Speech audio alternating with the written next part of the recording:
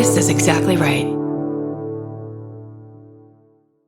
This episode is supported by FX's The Shards, a seductive drama from executive producer Ryan Murphy. Set in 1980s Los Angeles, the series follows a group of glamorous, deeply entangled high school seniors drawn into a life of wealth, beauty, parties, and excess. At its center is Brett, whose reality begins to unravel when the arrival of a new student coincides with a series of mysterious murders. FX's The Shards, now streaming on Hulu. Goodbye. Get into the Hyundai Getaway Sales Event and get away with a deal so right, it almost feels wrong. Right now, you can get great deals on Hyundai's most popular models, including the adventure-ready SUVs like the Hyundai Santa Fe or Santa Fe Hybrid and the Tucson or Tucson Hybrid. Plus, there's the bold and stylish Elantra loaded with the latest tech. Or go all-electric with the Ioniq 5 or the Ioniq 9. So get down to your local Hyundai dealer and get away with a deal you'll love during the Hyundai Getaway Sales Event. Visit HyundaiUSA.com for details. Goodbye. Summer is for adventures, road trips, and adding a whole lot of miles to your car. That's why it's worth stopping at Valvoline Instant Oil Change first. Their trained techs help you get road trip ready with an oil change and an 18-point maintenance check included with every oil change, checking your tire pressure, wipers, lights, and more. Valvoline Instant Oil Change techs complete over 270 hours of training, so your car's in capable hands. Best part? You can stay in your car and you're in and out in about 15 minutes. Valvoline Instant Oil Change. Change wisely. Goodbye. Hello.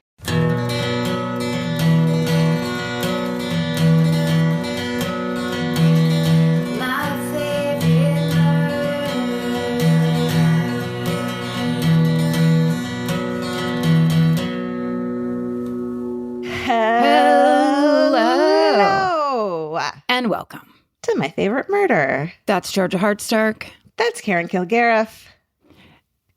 And breathe. and breathe.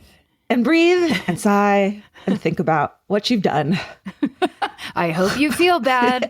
We're all disappointed in you. That's where we want you to be for the beginning of this podcast. And then we go down from here. Yeah, we start real, real low in the gutter, you know. And then dig a basement for that gutter.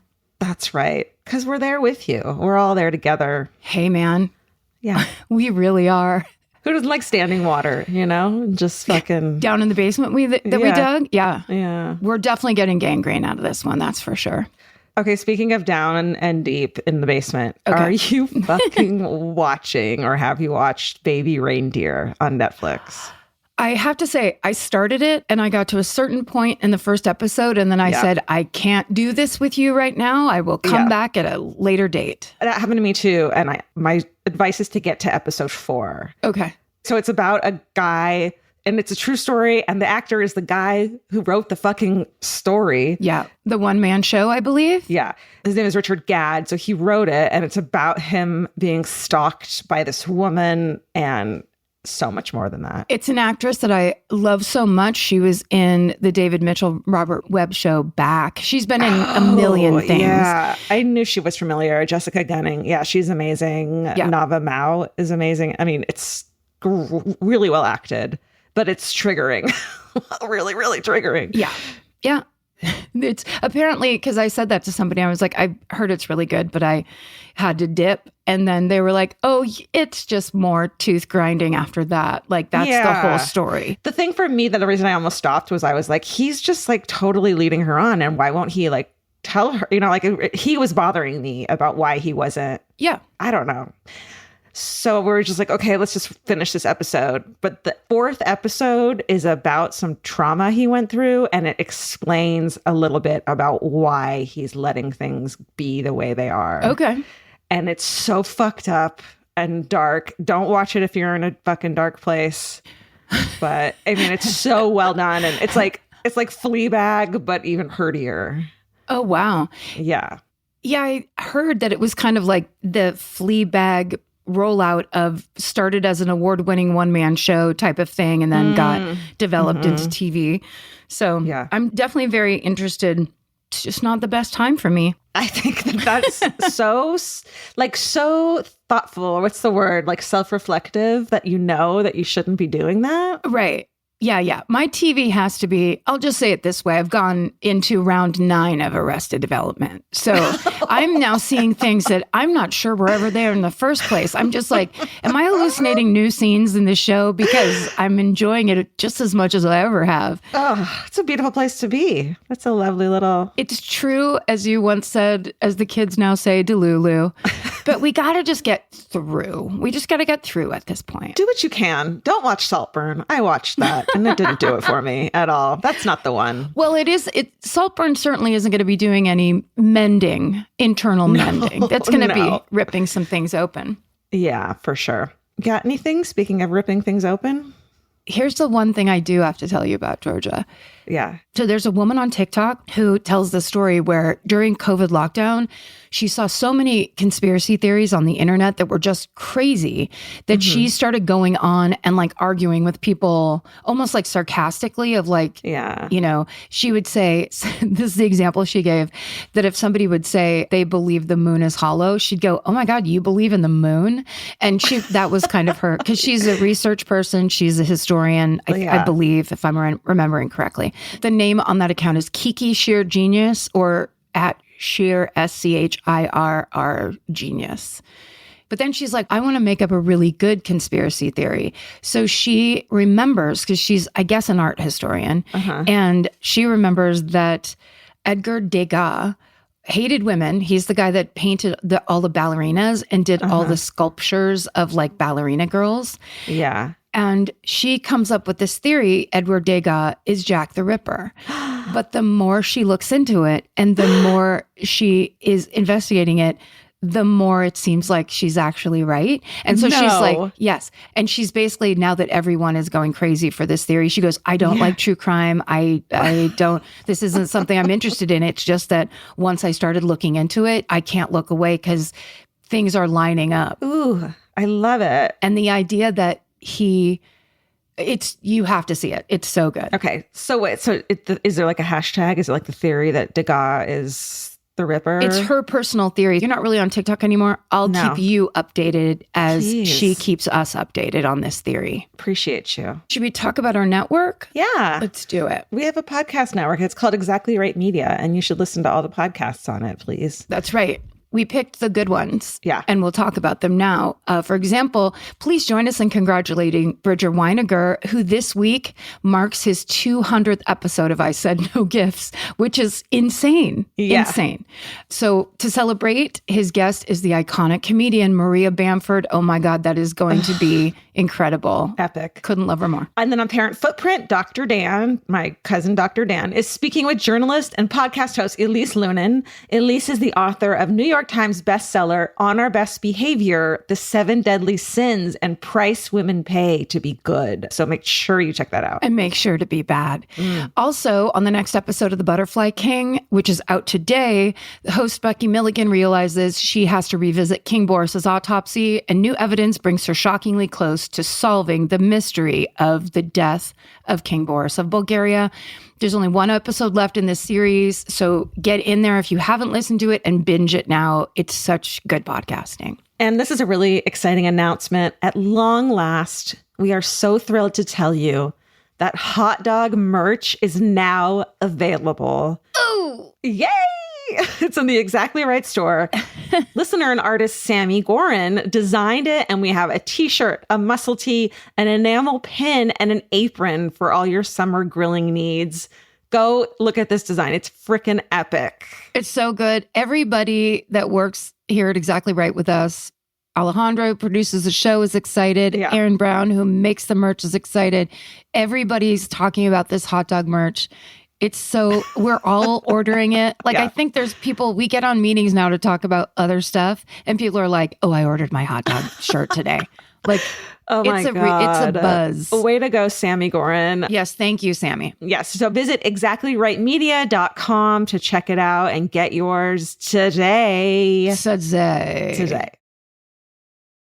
Buying clothes is easy. That's why everyone's always doing it. But finding clothes you actually want to wear is the hard part. Get all your favorite elevated essentials at Quince. Quince specializes in effortless, high-quality essentials like ultra-soft organic cotton and premium Mongolian cashmere sweaters. They're beautifully tailored and built to last. And it's not just apparel. Quince also brings that same everyday elevation to everything they offer, from hotel-quality bedding and bath to kitchen staples, essentials, and thoughtfully designed furniture. They work directly with ethical factories, so you're paying for quality, not brand markup. It's so true that they have wonderful items that aren't just clothes. I have like 3 of their 100% mulberry silk pillowcases. I've bought throws from there. I've bought bedding from there. And it is just as great quality as their clothes and super affordable. Upgrade your everyday. Download the Quince app for app-exclusive offers or go to quince.com/MFM. Get free shipping on your order and 365-day returns. Now available in Canada and the UK too. QUINCE.com/MFM. Goodbye. The right piece of furniture can completely change your room. And your life. It's amazing what one good couch can do for morale. And that's why there's Article. Article makes it effortless to create a stylish, long-lasting home at an unbeatable price. They take great care in curating their collection, focusing on pieces that stand the test of time. There's no filler. Every item is chosen for its craftsmanship, design, and lasting value. And with Article's 30-day satisfaction guarantee, you can shop with confidence, knowing that if you're not completely in love with your new furniture, you can easily return it. I recently needed to replace my old outdoor dining room table and chairs, so of course I went straight to Article. They have the Sarik outdoor dining set. I got it in khaki green. It's such a cute, like minty green. It looks so good in my backyard. I can't wait to have alfresco dinners all summer.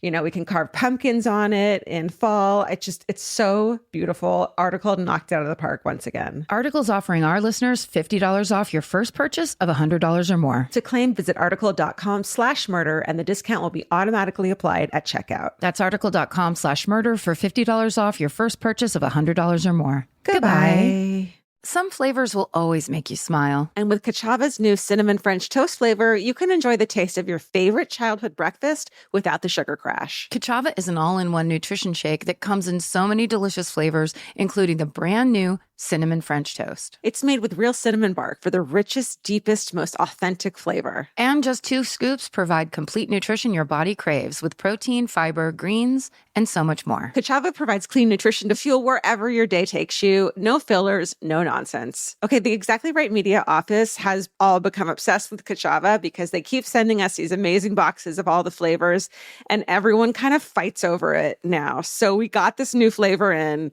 and I mean, there was like a line to try it. It's pretty great. We're real believers in the whole Kachava line, so treat yourself to a childhood favorite. Go to Kachava.com and use code MFM for 15% off your first order. That's Kachava, KACHAVA.com, code MFM. Go to Kachava.com and use code MFM for 15% off your first order. Goodbye. Bye. Okay, I'm going first today. This is a classic true crime case. Okay. And it's as heartbreaking as all of the murders that we talk about on this show. But then there's a beautiful upturn. So we'll start January of 2018. 56-year-old Jim Walker of Fort Worth, Texas, places a call to the Fort Worth Police Department's cold case unit. It is a phone number he has called many times before, each time with the same mission to, after decades and decades, to try to do something to move the case forward of his sister Carla's murder. Carla Walker was murdered in 1974 when she was just 17 years old. And Jim Walker was only 12 years old when that happened. God. Right. He and his entire family have spent every year since 1974 doing whatever they could to try and bring their sister's killer to justice. Now, both of his parents are dead. The burden of the hunt is falling squarely on Jim's shoulders. And each time he calls this cold case unit, he's either met with no updates, they just have nothing to tell him, or a department voicemail. And on this day, in January of 2018, he gets the voicemail once again. But after he leaves one of his usual messages, they're used to him, they know his name, they know Carla Walker's brother will be checking in on this. This time he gets a call back from a new detective. Leah Wagner is a vet on the force. She's new to the cold case unit in Fort Worth, and so she's new to Carla's case. She takes an immediate interest in this cold case, And unlike the detectives who have come before her, she seems genuinely up to the task of finding Carla's killer. Jim earnestly tells her, if the person who killed Carla is still alive, he's got to be getting on in years. Please, we're running out of daylight. This is the story of the murder of Carla Walker. Wow.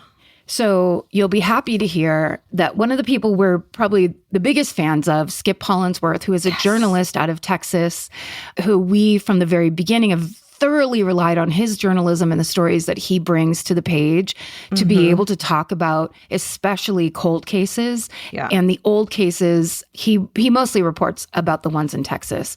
He does it for a publication called Texas Monthly, which is a really amazing magazine from out of there. And so there's an article, I won't read you the title of it because it kind of gives things away, but it is from Texas Monthly that Skip Hollandsworth wrote. And then there's also an article from NBC5 Dallas-Fort Worth that we used, and the rest of the sources are in our show notes. So Carla Jan Walker is born January 31st, 1957 in Fort Worth, Texas. And her father, Leighton Walker, is a retired Air Force veteran who rose to the rank of lieutenant colonel, fighting in both World War II and in the Korean War. Damn. Yeah. Do you think he had a buzz cut? I bet you he had a buzz cut. We could just see what he looks like right now. I bet you he liked things folded and neatly put away. Oh my God. Nurse's corners. The making of the bed every morning was so precise. Bouncing of the corner. Yeah. And so that's her father, Leighton. Her mother, Doris Walker, was born and raised in Texas, just like her father. Carla's one of 7 children, 3 boys, 4 girls. That's a big family. And they live in Benbrook, which is a suburb in the southwest corner of Fort Worth, which is quiet, safe. All the neighbors know each other. Nobody locks their door. We're setting up a classic 70s murder story. Totally. In school, Carla is known to be a very sweet girl. She's really nice. She's also very popular. She's on the pep squad at Western Hills High School. And one schoolmate describes her as, quote, the kind of girl who smiled and said hello to just about everyone she saw in the hallways, end quote. So truly a sweet person. And when she's a junior, she starts dating a boy from the football team named Rodney McCoy.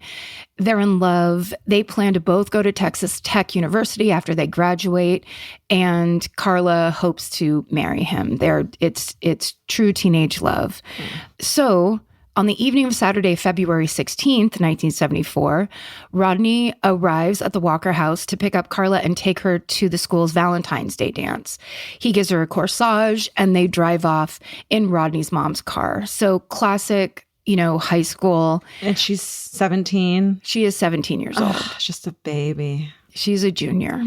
So they go to the dance. They have a great time. They stay until it ends at 11:30.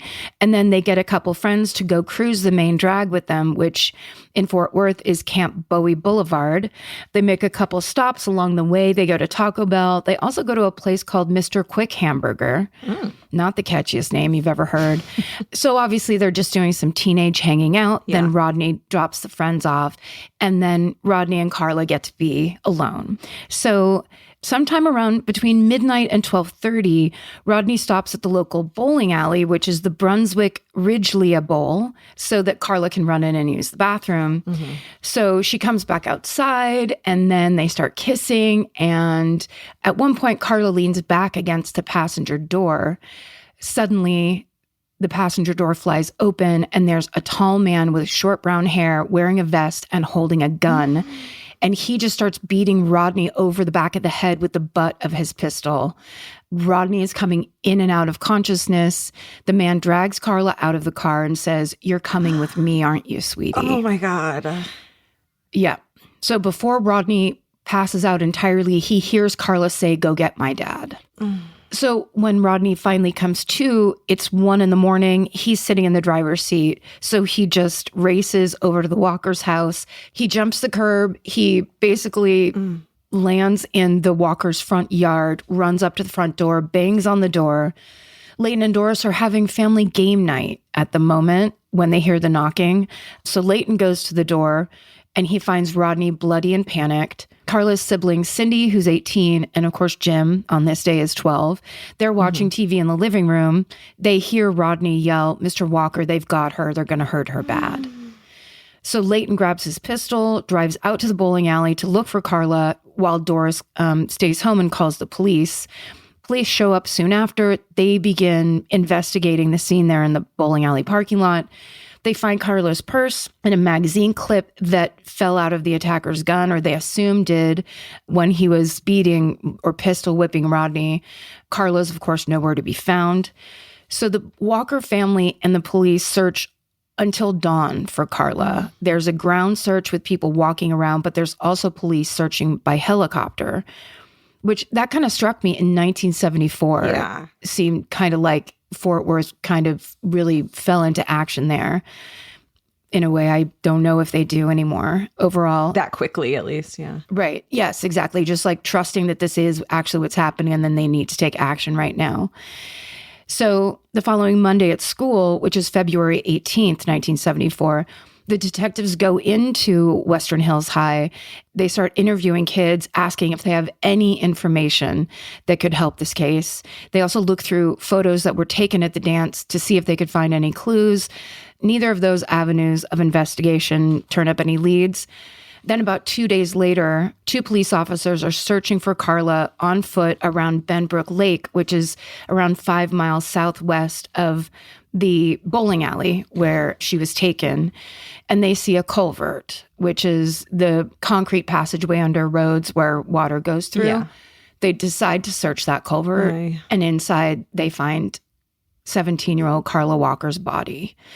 She's lying on her back. The dress that she had on for the dance is ripped open. She's soaked in blood. Her face and neck are covered with scratches and bruises. And to those police that found her, it looked like she'd been strangled to death by hand. Oh, my God. I mean, it's a good thing that they had the forethought to go in there because evidence, right, that maybe would have degraded had they not found her right away. Absolutely. Yeah. So when Carla's parents are called to identify the body, 12-year-old Jim goes with them, not into the room where her body is, but from down the hall even, he can hear his mother scream. Yeah. And he will later recall, quote, "I'd never heard anyone make a sound like that. It was like an animal sound. It'll stay with me for as long as I live," end quote. So for the Fort Worth Police Department, it's 1974. They can't find fingerprints anywhere. There's no security camera footage. There's no DNA technology that they can analyze anything with. Their best bet is what they do is they set up a tip line. Calls flood in. None of them produce any leads. And the only solid clue that police do have to go on is that magazine clip that was in the parking lot. And because it came from a newer gun model, which was an updated .22 Ruger handgun, the police were able to compile a short list of a few dozen people in the area who own that kind of gun. And they just go through that list one by one and question every gun owner, hoping that they can find the killer. And the closest they seem to get is a 31-year-old truck driver named Glenn McCurley. When police approached McCurley in early March of 1974, he admits that he did purchase a .22 Ruger, but he tells the police it was stolen out of his truck while he was fishing. He takes a polygraph test. He passes it. Basically, he's released. They don't suspect him of anything. And then after a few months, police get to the end of their list of .22 Ruger owners, and not a single suspect brings them any closer to a lead. So, of course, Carla's murder turns Fort Worth upside down. It's front page news in every local publication. Over 1,200 people show up for Carla Walker's funeral. Kids stop going out at night. They stop cruising along Camp Bowie Boulevard. And the Western Hills High PTA arranges for 2 jiu-jitsu black belts to come to the school and teach self-defense. Wow. And lots of people attend. So everybody, it's one of those parts of the story where the town changed overnight. People started locking their doors. The innocence is gone. Well, what's so crazy too is that, she wasn't walking home alone and got snatched, which is horrible enough. But the brazenness, she was with her partner, her boyfriend, and it didn't matter. In what would be a public place. Yeah. Right. Yeah. Yes, exactly. So, of course, the Walker family is devastated. Carla's brother, Jim, knows every morning that his mother basically steals away to the bathroom to cry in the shower. Like there's a lot of sad coping and difficulty, obviously. And this pain never subsides as the years go by. And to make matters worse, the Fort Worth police investigating this crime have run into a brick wall, basically. The few leads that they started with have dried up, and basically the case goes cold. But Carla's heartbroken father, Leighton, is conducting his own investigation. Any tips that he gets, either from people he knows or from the anonymous calls that he gets at the Walker house, he takes every single one of them seriously. He writes all the information from them down. He stores it in a small metal box. He also marks the addresses of any potential suspects on a map of the Fort Worth area. You know, he's a determined military man. Yeah. And he tells his family he's not going to rest until Carla's killer is behind bars. And so young Jim sees his father's tenacity and he adapts it as well. He starts running and weight training. He takes boxing lessons, joins the high school wrestling and football teams. And he'll later say, quote, "I wanted to be ready in case I ever came across the killer." So when Jim turns 16, he gets his driver's license, which is in 1978. And he takes the tips his dad has collected over those years, and he just starts driving around trying to find any kind of leads or any information that would be helping this case. And each year on the anniversary of Carla's death, he goes to the Brunswick Ridgely Bowl and he sits in the parking lot looking for suspicious people who also might be there. Oh my God. So 3 years after Carla's murder, it's February 19th, 1977, and a 25-year-old vocational nurse named June Ward is found murdered in South Fort Worth. She has been sexually assaulted, she's been strangled with her own bra, and she has been beaten over the head with a sharp, heavy object. 3 years later, on July 9th, 1980, 19-year-old Denise Hugh is found strangled to death beneath a creek bridge. And then between 1977 and 1986, 10 different women are murdered in Fort Worth, Texas. Holy shit. A waitress named Christy Tower, found in February of 1983. A 23-year-old aspiring model named Catherine Davis, who was murdered in September of 1984. A 29-year-old middle school teacher named Marilyn Hartman, who was found on October 19th, 1984. A 23-year-old college graduate named Cindy Heller, who was found in November of 1984. A middle school teacher named Catherine Jackson, who was found on November 26, 1984. A 21-year-old radio programmer named Angela Ewart, who was found in December of 1984. A 21-year-old named Regina Grover, who was found strangled and drowned in a creek.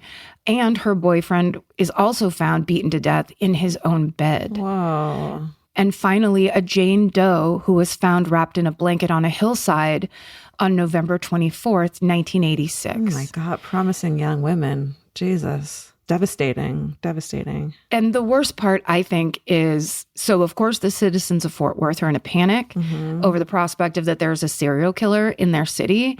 But the police assure the public that these murders are not connected. Oh my God, are you fucking kidding me?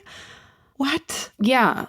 And which is also the kind of thing where it's like, I don't understand the mentality where it's, of course, they don't want to panic people further. Right. But panicking might be okay in this situation. It seems like a panic-worthy situation. I mean, panic makes you more cautious. So what's wrong with making people a little more aware of their, what's going on? Well, I think it's like they're trying to ride the line, awareness and panic, right? Right. So basically, it's a list of women who are young, and they were all strangled, sexually assaulted. There's a lot of connections to be made. Like, it's just not, it's clearly a pattern. So the Fort Worth Police Department puts together a task force trying to find what they claim are multiple killers, but behind closed doors, they also believe they're looking for a serial killer. Yeah. They just don't, you can't tell a city there's a serial killer and then just not find them or, But it's almost like, well, okay, so there are maybe 8 or 10 different killers then? That's just as fucking terrifying as one serial killer, And unrealistic. Right. It's just strange. And when they put together a free self-defense seminar to try and ease everyone's nerves, more than 3,000 people sign up for it. Holy shit. Yeah. Clearly, this has gone from a horrifying murder of a high school junior that goes unsolved to case after case, and multiple. In 1984, there's 5, I believe. It's just, it's wild. God. So the task force never solved even one of the homicides on the list. All of them go cold, including Carla's. And as the years pass by, those killings just seem to stop. And the killer or multiple killers just go free and live their lives freely. Meanwhile, Carla Walker's little brother, Jim, is getting older. He goes to college at Sam Houston State University. He studies psychology with a focus on abnormal psychology and understanding of the criminal mind. Yeah. When he graduates, he moves back home to Fort Worth because he's going to be a police officer. Damn. Holy shit. Yeah. His plan is to enter the force and then basically move up the ranks to become a detective so he can take over his sister's case. Oh, God, I have goosebumps. Yeah.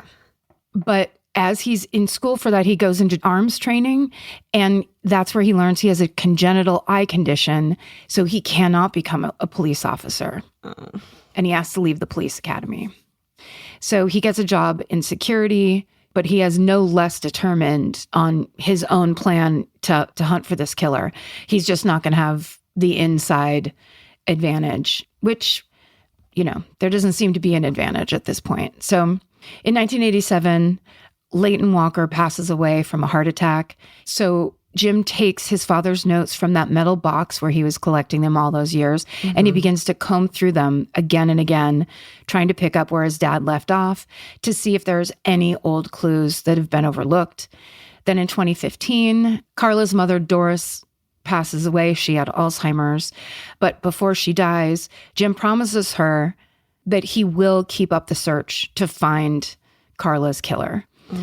So after his parents both die, Jim buys the family home and he moves into it with his wife, thinking it would be best that somebody from the Walker family stayed in that home, quote, in case somebody ever got a conscience at 3 a.m. and showed up to confess. Oy vey. Very sad. Yeah. Okay, now we're going to skip to 2018. Okay. And at this point, 56-year-old Jim Walker has been searching for his sister's killer for going on 44 years. Wow. His resolves never wavered. In addition to conducting his own search, he regularly checks in with the Fort Worth Police Department cold case unit for any updates. They don't ever have them, but he continues asking, continues pressing. And then in January of 2018, Jim meets Detective Leah Wagner, and it seems for the first time in decades, there's actually some good news. Detective Wagner dives into Carla's case, but almost right as she starts, she gets assigned to a new active case, and it derails her, and she has to work on that. It actually takes her a year to get back to Carla's case, which I think is probably a huge problem. If you don't have a dedicated cold case team, then cold cases are not the priority. Right. So, but she gets back to the case in January of 2019. And when she does, she dives completely into it. And she knows how hard cold cases are to solve. So she brings in a reserve officer to help her on this case named Jeff Bennett. So Wagner and Bennett pore over the evidence. They have exhaustive late nights. And finally, Bennett comes up with a list of 80 past suspects and people of interest that he thinks might be worth taking a new look at. 80? 80. That's so many. Yeah. Which also is just like, why couldn't somebody have been going back over that in the interim? The names were there. The information was sitting there. No, nothing's new. So one of the people on that list that Bennett comes up with is Rodney McCoy, Carla's then boyfriend. Yeah. I'm like, why aren't they zeroing in on him? They always do that, right? Right. They usually do it first, but I think probably because he was also a victim in the crime. Right. He was traumatized by that. And actually, soon after, he left Texas and went to work on an oil rig in Alaska. So all the plans that he had, obviously, with Carla about going to college and the things they were going to do, everything kind of was like just ended. So he had just recently returned to Texas right before Wagner and Bennett begin the new investigation. So they're actually able to speak with Rodney immediately, and they immediately roll him out as a suspect. So these detectives know if they really want to catch this killer, they have one good shot at it, which is trying to find the DNA on Carla's dress that they still have, and utilizing the now current DNA technology that is obviously progressed so far since when this case was new. Luckily, Carla's dress has been kept in good condition. So when the crime lab analyzes the trace amount of body fluid that's left on it, they are able to extract it, to use it. But there are two concerns. First, so much time has passed that the DNA samples could be degraded beyond recognition. And the second is the cost. Testing these samples could run the Fort Worth Police Department as much as $20,000. Wow. And that money is usually reserved for active cases, not cold cases. With that news, Wagner and Bennett basically hit what they believe will be an insurmountable roadblock on this case. You can't, who's going to come up with that money? Well, what they don't know is that there's an old acquaintance of Carla Walker's from high school, and her name is Deanne Kirkendall. And Deanne Kirkendall follows true crime. One day she's listening to the podcast Gone Cold, Texas True Crime, and she hears Carla's case being discussed. She remembers Carla very well from high school as being the kind-hearted, popular girl that was nice to everybody. And Deanne decides she wants to do something to help Carla get some justice. So that year, which is 2019, she goes to CrimeCon in Nashville, and she hands out pamphlets about Carla's case to everyone she can meet, which is so smart. Yeah. And so amazing that she's just like, well, I'll just flyer that place and see what I can do. And do you know who she runs into? Do you know who she hands a flyer to? Paul Holes? Paul Holes, that's right. Really? Yeah. Oh my God. And of course, Paul talks to her, sees all the information about it, and he's doing his show on Oxygen. Yeah. So he takes all this information to the producers. So he and the producers of his TV show, which is called The DNA of Murder with Paul Holes, they donate $18,000 to go toward paying for that DNA testing. Wow. So when they do that, they send it to a California lab, and they find a small amount of intact DNA on Carla's bra strap, which is very interesting because the victim who was murdered, the murder after Carla's 3 years later, she was strangled with her bra strap, if you remember. Yeah. Paul Holes features Carla Walker's unsolved murder on his TV show, and he connects Fort Worth detectives, Wagner and Bennett, with another lab outside of Houston that use a special genome sequence processing in their DNA tests. So with their very last shred of testable DNA, Wagner and Bennett try their luck with this third lab, and it pays off.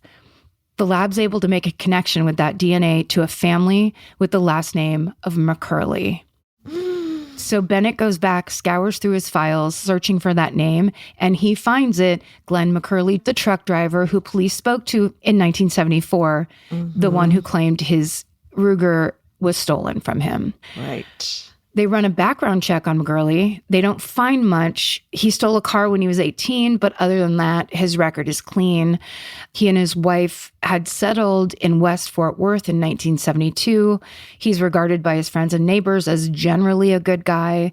He doesn't talk much. His wife is more outgoing, but he's a regular at his Baptist church, and he's a handyman who's always willing to help out when needed. So on September 10th, 2020, the two detectives pay the now 77-year-old Glenn McCurley and his wife a visit to talk about Carla's case. Glenn's wife remembers the case immediately. She calls it heartbreaking. The detectives explain that they are re-interviewing people from the initial investigation and that Glenn's name is on that list. They ask him for a DNA sample to rule him out as a suspect. He hesitates at first, and then he consents. And after they collect that DNA swab, McCurley's wife wishes the detectives well, saying, quote, "I hope you find out who killed Carla. That girl needs to be remembered as someone who mattered," end quote. Oh my God. So we know where this is going. Yeah. Glenn McCurley is a match to that DNA. On Tuesday, September 22nd, 2020, He's arrested at his home for the 1974 murder of Carla Walker. And when detectives Wagner and Bennett sit him down for questioning, McGurley says he has no idea who Carla Walker is. He denies any wrongdoing at all. But the more he is interrogated, the more he starts opening up. He remembers drinking at a bar near the bowling alley the night of Carla's murder. He remembers driving around. He remembers sitting in parking lots. But right when Bennett and Wagner think he's about to confess, he tells some story about saving Carla from a big guy who was, quote, jerking her around. What? And then he says after he saved her, they had consensual sex. Okay, dude. I mean, disgusting. So, of course, the detectives are not buying any part of this story. They press him on those other murders that took place around the same time, trying to see if he knows anything about those. The more they talk to him, the more he starts getting details mixed up, like he's blending memories of different attacks. They can't get a clear story out of him. They think this is the man that killed Carla, but Glenn is not giving them anything solid. Until the police raid McGurley's house and find almost literally the smoking gun. The .22 Ruger handgun that Glenn McGurley claimed had been stolen was actually hidden in a secret compartment above a door in his home. So he's arrested for murder. He initially enters a not guilty plea. During one of the pretrial hearings on June 16th, 2021, Jim Walker, who now has, his vision has declined so badly that he actually has to use a guide dog. He goes to the trial and he actually goes up and introduces himself to McGurley's wife and son. His son nervously apologizes on his father's behalf, but Jim assures the son this is not his fault. He tells him he is not responsible for what his dad did. And he says, quote, "Your dad devastated your family just like he devastated mine." Oh my God. 3 days into this trial, the evidence is mounting against him, and Glenn McGurley changes his plea to guilty. He's sentenced to life in prison. And after the sentencing, Jim and his sister Cindy each make witness impact statements in court, expressing their grief over losing their sister Carla and expressing their gratitude for Glenn McGurley's conviction. They add that they believe he's murdered other women and they urge him to confess his other crimes. Wow. Yeah. But we will never know for sure if Glenn McGurley was a Fort Worth serial killer because he dies in prison on July 15th, 2023. So, inspired by the conclusion of this case, Detective Jeff Bennett forms a nonprofit organization called the Fort Worth Police Department Cold Case Support Group, whose mission it is to raise money for DNA testing for cold cases. Jim Walker joins the board of the foundation, and he pledges to donate a portion of his profits from the sale of the Walker family home. He says this, quote, "I don't need to be living here anymore, thinking about my mom crying in her bathroom or my dad with his metal box." He was talking to Skip Hollandsworth when he was talking about that. So this is all interviewing that Skip Hollandsworth did. He says, "I don't need to be reminded of Carla's murder every time I walk down the hallway. It's time to let things go." Oh my God. If it weren't for Jim Walker's decades of tireless commitment and determination to finding his sister's killer, Carla Walker's murder case may have never been solved.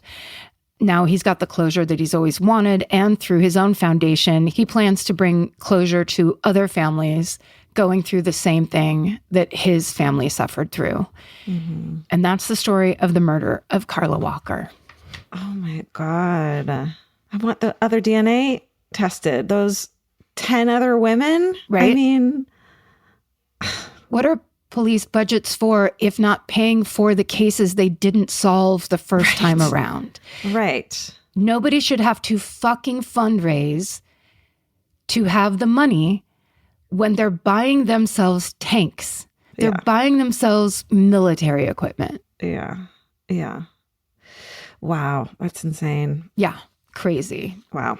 And the surprise Paul Holes, that was a surprise Paul unexpected. Holes. Yeah. I mean, it's almost like a whole subset of criminal justice work, which is like cold case cleanup, essentially. Yeah. Yeah. It's the thing of like how much we hate statute of limitations, you know, but But cases that go cold and jurisdictions don't give a shit to solve them because they're so old, it's the same thing. It's like, if you got away with it long enough, then guess what? You're off the hook. Right. It shouldn't be that way. Or if the city is small enough, or if the focus isn't right. Like, Right. it's just, it's wrong. Yeah.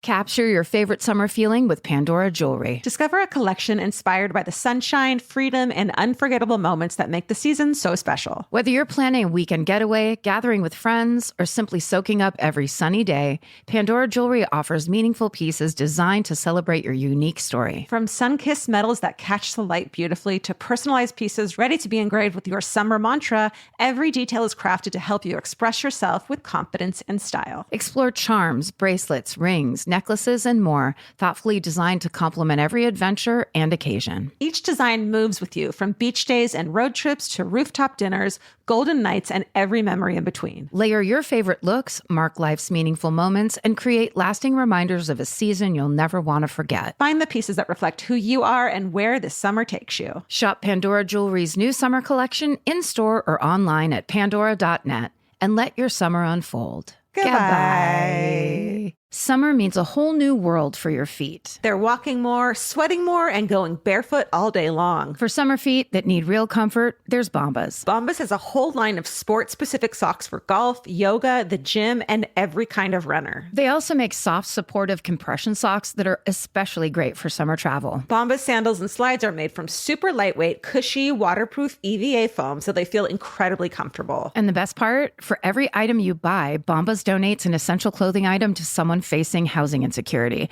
with over 200 million donations and counting. I wore my Bombas compression socks on the plane ride to and from Italy. And listen, I'm a girl of a certain age at this point. It needs to be done. And I felt so comfy and so secure with my cute little Bombas socks. So head over to bombas.com/MFM and use code MFM for 20% off your first purchase. That's BOMBAS.com/MFM, code MFM at checkout. Goodbye. This podcast is brought to you by Squarespace. Every successful small business starts with someone saying, I wonder if people would actually buy this. Squarespace gives you everything you need to find out. From consultations to events and experiences, you can showcase your skills with a customizable website designed to attract clients and grow your business. With Squarespace's collection of cutting-edge design tools, anyone can build a beautiful, professional online presence that perfectly fits their brand or business. Get paid on time with professional invoices and online payments. Plus, streamline your workflow with built-in appointment scheduling and email marketing tools. Head to squarespace.com/murder for a free trial. And when you're ready to launch, use offer code MURDER to save 10% off your first purchase of a website or domain. Goodbye. Well, we're going to do a 180. Great. I think is which direction we're headed in. If you had the same kind of story I was about to tell, we'd be doing a 360. So if we're just doing a 180, I think it's a turnaround.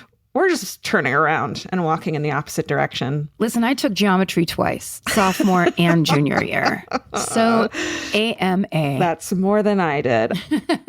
So we're making a U-turn. We're walking over to London. Oh. Early 1800s. What? Is it my birthday?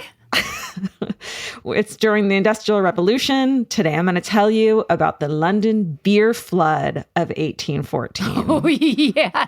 Yeah, I am. Aren't I?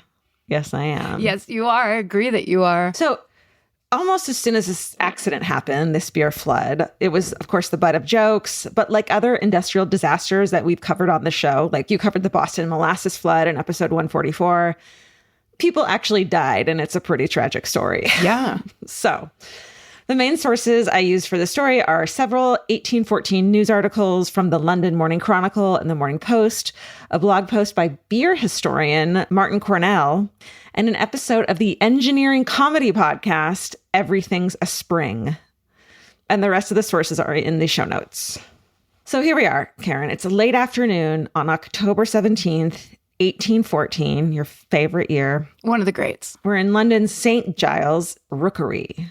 So the word rookery basically means slum, like slum neighborhood. St. Giles is in what is now a charming touristy area, of course, because London's so fancy now. It's right near Soho and the theater district. But in 1814, The Rookery is London's most notorious slum. Like, this is bad, like a not good area. And it's home to some of London's poorest residents, most of whom, I'm sorry to say, are Irish immigrants. Well, we're used to it. Yeah. It's been happening for a while. Right. So St. Giles Rookery is also home to the Horseshoe Brewery, which belongs to a brewing company called Mewkes and Company. And they are one of several brewers in London and has started using a steam engine to produce large quantities of beer, which I guess is a big deal. And they are known as one of the city's largest producers of porter. So in this new cutthroat economy of beer makers compete by installing giant vats as marketing spectacles. Like almost looks like a water tower that would be on top of a building in New York. Sure. But just full of fucking beer. But full of Coors Light. Got it. Every time a brewer builds one of these giant vats, they invite the public to come see it and the press to write about it. So it's kind of like a spectacle to get more people to drink their beer. The big brewers are all trying to outdo one another with who has the biggest beer vat, and the Horseshoe Brewery is in on this arms race. The company has several vats the size of small houses in their large storehouse. The biggest vats are more than 20 feet tall and hold about 300,000 gallons of beer. Wow. And it's needed. Yeah. Exactly. Yeah, and it's drank. And there are several of them in the storehouse. So that's a fucking lot of liquid. For context, an Olympic-sized swimming pool holds about 660,000 gallons of water.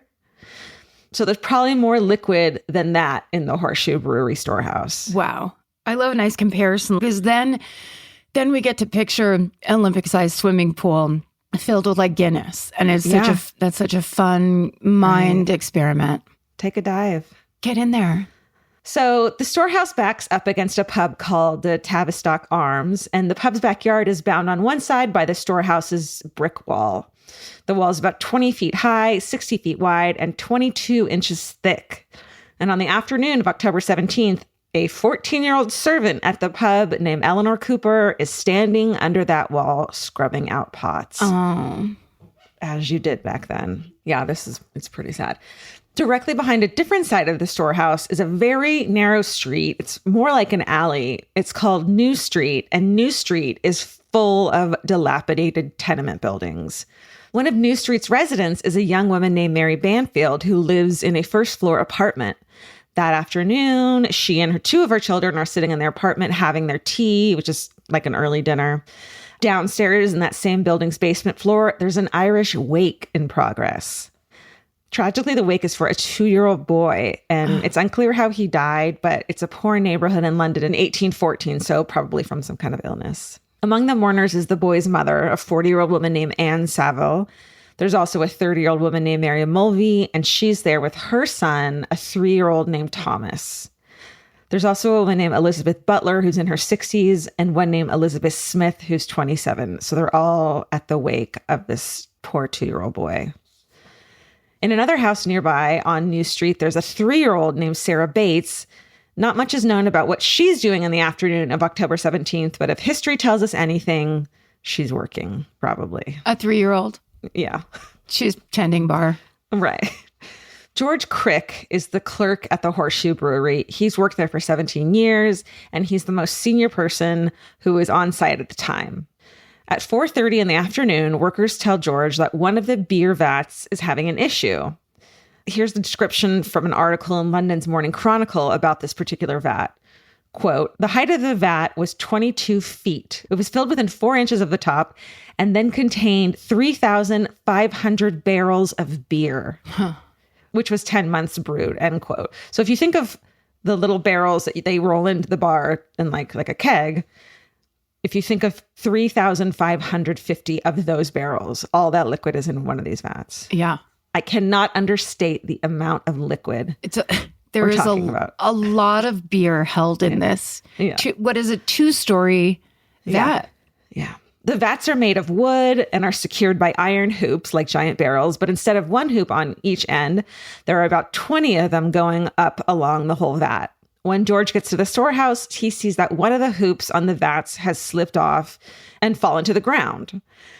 The hoop is huge. It weighs about 700 pounds. Oh my God. I know. That like gives you an idea of how giant we're talking. But George isn't particularly concerned. This actually happens a few times a year, and usually the rest of the hoops are enough to keep the vat intact until the broken one can be repaired. George gets about writing a letter to the brewing company's partners to tell them that they need a new hoop. Like, it's not a big deal. It's not a cause for concern. Right. But, you know, as beer ferments, it releases gases. And of course, this puts pressure on the wood. So without that metal hoop, I think it's just like the metal hoop happened to be in the exact place where it needed to be. You know, if it had been a different hoop on a different day, it might not have mattered. And so at 5:30, George is standing about 3 yards away from the broken vat. He's about to walk out the door to mail that letter to get the vat fixed. He hears a huge explosion. In the span of a few seconds, the bottom of the vat has burst open and hundreds of thousands of gallons of beer spill out. The force of the beer and the debris from the vat knocks out the entire 25-foot back wall of the building. It also knocks the stopper out of another giant vat, causing that beer to start spilling out of the vat. So we're talking even more beer here. By the time George gets back inside of the storehouse, it's a scene of complete destruction and chaos. He's immediately up to his waist in beer, and the whole side of the building is just gone. And that's the wall, of course, that 14-year-old Eleanor Cooper had been standing on the other side of in the backyard of the pub washing pots. The owner of that pub, where Eleanor works, is inside the tap room at the time. He hears the explosion. A wall of his pub caves in, but he's not injured, and the tap room immediately starts filling with beer. He looks out into the yard where Eleanor had been scrubbing pots, and all he sees is a mountain of bricks. So out on New Street, it's total chaos. The 15-foot wave of beer tears through the alley, smashing into these dilapidated homes, you know, that are already kind of falling apart, knocking down several of them, and filling cellar apartments and first floors with beer. People climb onto the furniture to keep from being swept away. One American who was in the area visiting at the time, he got caught in the flood and later wrote about the experience in the Knickerbocker magazine. He writes about being swept away in a wave of hot, dark beer, saying, quote, "All at once, I found myself borne onward with great velocity by a torrent which burst upon me so suddenly as almost to deprive me of breath. A roar as of falling buildings at the distance and suffocating fumes were in my ears and nostrils," end quote. So it's like being in a wave pool and just being fucking knocked off your feet on the street. But in a wave pool, you know waves are coming. Yeah, exactly. This is like the last thing you'd expect. Totally. Yeah, I was just thinking about that. Suddenly you're just being carried away by a wave when you're like, where did a wave come from? I'm on the streets of London. What is happening? And also I was thinking about the fumes too, because it's not like the finalized version of a beer or whatever. It's that stink. Ugh. It's fermenting beer. Yeah. That's been sitting in there for months. It's probably warm and ugh. Well, they do love to serve it warm over there. That's a lot of British people would be like, here, here. Right. Or whatever they say. Chin, chin. Oi, oi, oi. In some of the houses on New Street, closest to the brewery, there's no time to react. Beer floods into the Irish wake in the basement apartment, and all 5 people, including little 3-year-old Thomas, drown. Upstairs on the first floor, beer surges into the apartment where 4-year-old Hannah Banfield and her mother, Mary, and another child are having tea. Mary is pulled out of a window by the wave of beer. She's just like gone. And Hannah is knocked out of her chair and against a partition in the room. Back at the brewery, employees are at first preoccupied with locating their workers. They didn't realize the extent of the catastrophe, and the brewery's cellar has been filled. So they don't actually realize that the 15-foot wave of beer has swept down New Street until the body of Anne Seville, the 40-year-old grieving mother from the Irish wake, floats in. Oh, can you imagine the horror? Right. You wouldn't be anticipating these insane events. Like, you would just know there's an emergency here where we work. You wouldn't realize the extent. That's horrible. Exactly.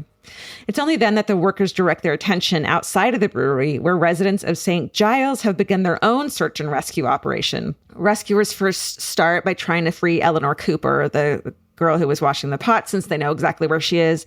But it takes them 3 hours to clear all of the brick wall that fell on her. And by the time they reach her, she's dead. The 14-year-old's body is finally found at 8:30 p.m. that night, still standing up. So just no time to react at all. Yeah. On New Street, multiple buildings have been reduced to piles of rubble. People wade through knee-deep beer, and everyone tries to be quiet so they can listen for people who have been trapped under debris. Ugh. So just the eerie fucking silence going on. Late that night, rescuers find the body of 3-year-old Sarah Bates in the wreckage of her house on New Street. In a neighboring house, they also find the bodies of the 4 other mourners from the Irish wake, including 3-year-old Thomas and his mother, Mary.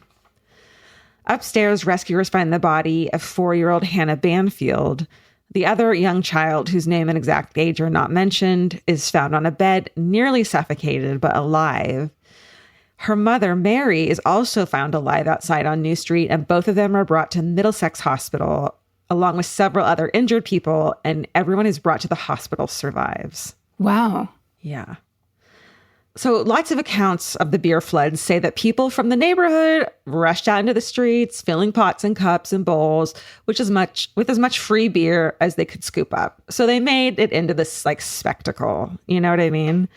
Some people say that others died because of alcohol poisoning from drinking so much beer. And they kind of just made it like a look at these, poor people. And look at these Irish people. Yeah. Look at these poor Irish people. What a mess they are. Yeah.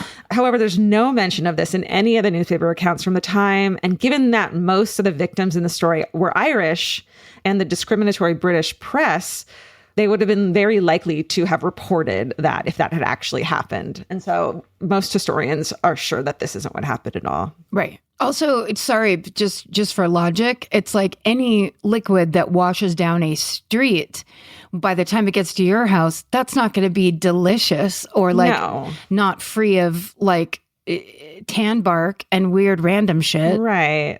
It's like, it's not Willy Wonka's chocolate factory. Right. But it's a disgusting idea that when there's like a devastation and, immediately people were doing search and rescue missions. It's not like there were just these drunks on the street trying to get beer. And, it's just... But we're so good at figuring out how to hate each other. Like, It just is all, what are you like? You love beer. That means you love beer and you don't care about anything else. Like, those people do. And that's what they're like. Totally. Exactly. 2 days after the accident, the coroner holds an inquest with a jury, which will determine the cause of death for the 8 people who died in the flood. And therefore, the level of responsibility for the brewing company, which it's like, it was an accident. However, you're still responsible for that having happened, in my mind, right? It's regulations. It's upkeep. You got to. If you're going to have a 2-story vat of beer, you have to keep all the rings on it. Totally. I've always said that. George Crick, who's the head of the beer place, is one of the witnesses, as is the owner of the Tavistock Arms pub. The other primary witness is the landlord who owned the building where Hannah, Thomas, and their mothers lived. So it's a little bit like one-sided. And there are many living survivors who lost loved ones and have been injured by the flood of beer. And none of these people, all of them who are very poor, are asked to give statements. They ask the people who probably would be most likely to get sued in this occasion. Right. And so the coroner's jury rules that the 8 victims, quote, died by casualty, accidentally, and by misfortune. So it was basically an act of God kind of a thing. Or their fault is for It was just their fault for standing in the street. Yeah, right. How dare you live where you lived? This ruling means that it was an accident and an act of God and absolves the beer maker of any responsibility for the deaths. And, like the landlord too. It's like maybe a house shouldn't fall down that easily. Yeah. Possibly. I don't know. I'm not a fucking builder. Yeah, maybe there should be laws to prevent you from letting your house get to that degree. Right. It should be able to, I don't know, maybe you could call it the 3 little pigs law, where you have to have them stand up against a wolf's exhaling. Right. Exactly.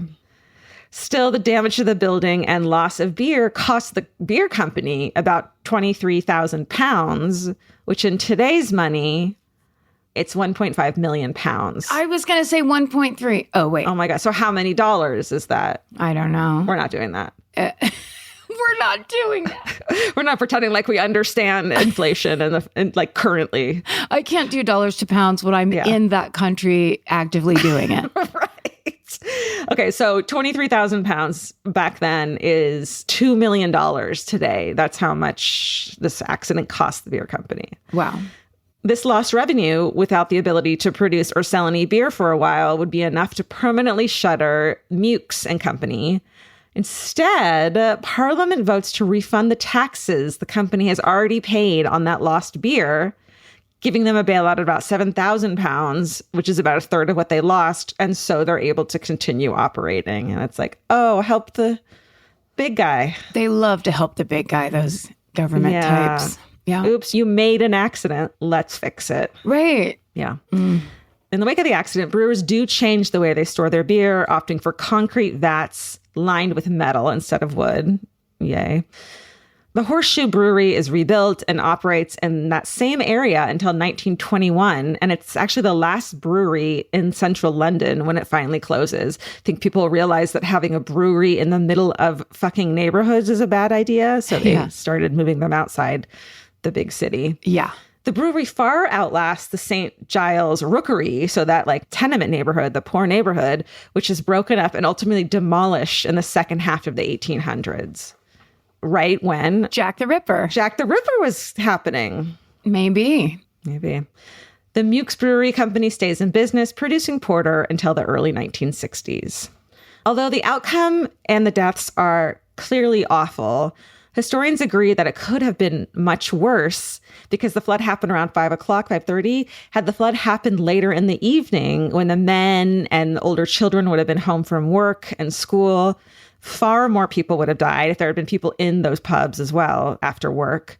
And the wake in the cellar would have been more attended because people were, it was like an all day thing. So they were going to come after work. So like the death toll could have been so much higher.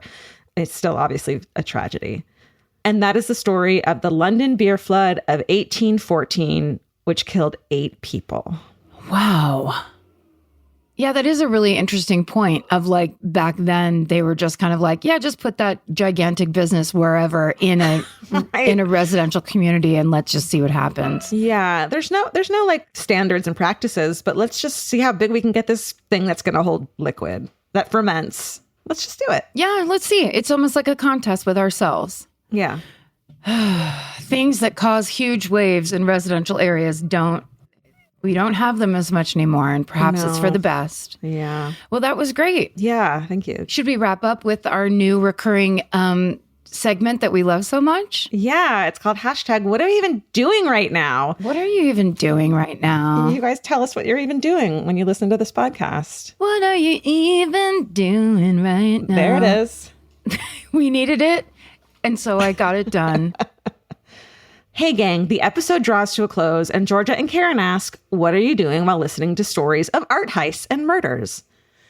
Well, I am somewhere in Montana, buried deep among rows and rows of dinosaur fossils, working through drawer by drawer, painstakingly identifying and cataloging toe bones and femurs and loose teeth and countless other bony bits.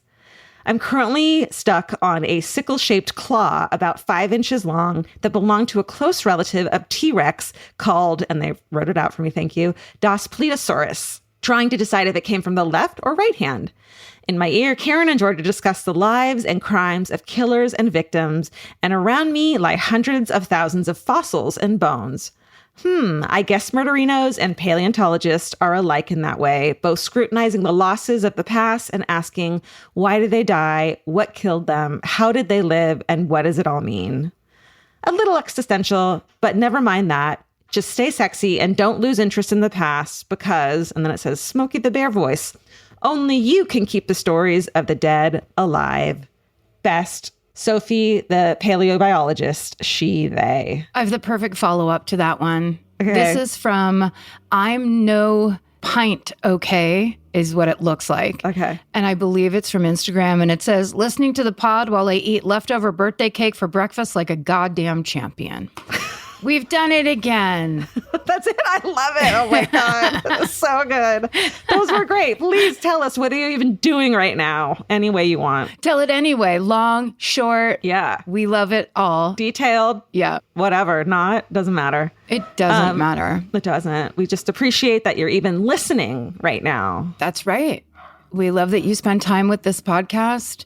And we appreciate you. We really do. You guys are doing it. We got to keep on doing it. And until that time, stay sexy. And don't get murdered. Goodbye. Goodbye. Elvis, do you want a cookie?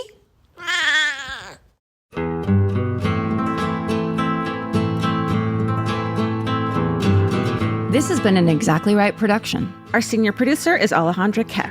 Our managing producer is Hannah Kyle Creighton. Our editor is Aristotle Acevedo. This episode was mixed by Liana Squillaci. Our researchers are Maren McClashin and Allie Elkin. Email your hometowns to myfavoritemurder@gmail.com. Follow the show on Instagram and Facebook at My Favorite Murder and Twitter at My Fave Murder. Goodbye.